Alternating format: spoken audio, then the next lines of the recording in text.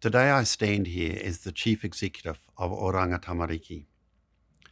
On behalf of numerous others that have held this seat before me and led ministries for children known by many other names, I stand here to take responsibility, to unreservedly apologise to the survivors of those who were abused in the care of the state. You were children who came into our care. We needed to protect you, to look after you. Instead, our people and our places harmed you. You were subjected to physical, sexual and verbal abuse, neglect, assault, violence and humiliation. And what is worse, we would often turn around and place the blame back on you.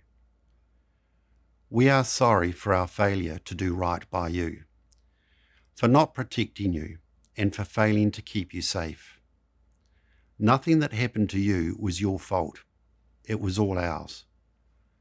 You were children, just kids. You had a right to a childhood filled with smiles and love, to be connected to your culture and to your marae. You had a right to a childhood where you looked forward to ice creams in the summer, bike rides around the neighbourhood with your friends, birthdays and Christmases. But this is not the childhood we provided you. We took that from you and gave you a childhood full of fear.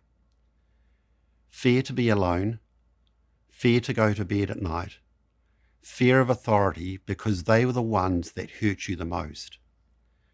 Fear that no one would believe you, fear that no one was coming to help you, fear for what could happen today, tomorrow, and next week. You were frightened and scared, and that was our fault. We are sorry for failing to provide you with a childhood that you deserved, in fact that every child in Aotearoa is entitled to. You wanted a family, a whānau, a place to belong. I could not imagine a world where I would not do everything humanly possible to protect my kids from harm. The state care system should have cared for you in the same way, but it didn't. We put you in places and we called them homes, but they were the furthest thing from what a home should be. When you asked for help, we didn't listen. When you showed us the bruises, we looked away. When you wanted a place to belong, we left you all alone. We are sorry for failing to give you a safe place to grow up, for not treating you like you were one of our own kids. We are sorry for not listening, for looking away, and for leaving you all alone. I will not stand here today and be dishonest by saying that harm no longer occurs in our system. We know we have work to do to make sure every child is safe and has the care that they deserve. But I will stand here and say this: the care system today has changed.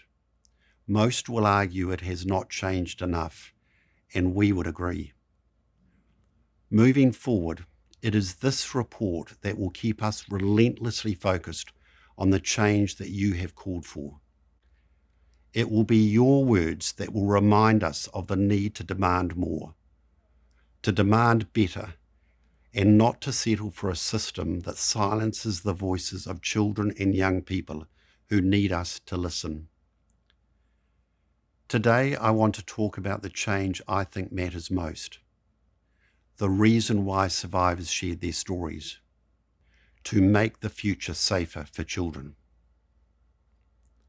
If any child or young person tells us that they are not safe, if they share with us stories of harm, of hurt or fear, we will stand by their side. We will listen to them like we should have listened to you. To every survivor and every person who did not survive, to the children who we failed, to the adults those children have now become, we are sorry.